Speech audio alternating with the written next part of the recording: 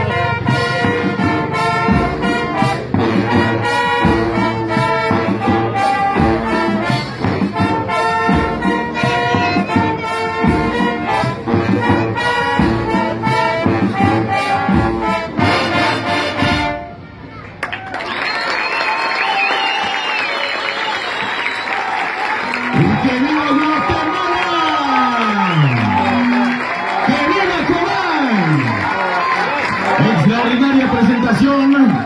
Es en todo el Bosco. Profe, por favor, le invitamos al director de la banda, Michael, nos comenta por acá, por favor, se acercarse por acá para poder escuchar sus impresiones, profe. Bienvenido, Michael. Excelente participación. ¿Podrías describirnos la maravilla que estás presentando el día de hoy? Bueno, antes que nada, buenas tardes a todos. Pues nosotros somos un grupo de jóvenes, podría decir, ¿verdad? Somos jóvenes todavía, ¿verdad? Y la verdad que es un gusto estar en esta actividad. Es un privilegio, ¿verdad? Participar en el Festival de los Tiburones, ¿verdad? Entonces, les cuento también, ¿verdad? Que estos alumnos, pues, son internados, ¿verdad? Son de diferentes comunidades y, pues, el objetivo es, pues, habilitar el arte entre ellos, ¿no? Gracias, Michael. Para nosotros también es un privilegio tenerlos acá y gracias por poner en alto el nombre de nuestro departamento y el municipio de San Juan. Chamelco. Felicidades.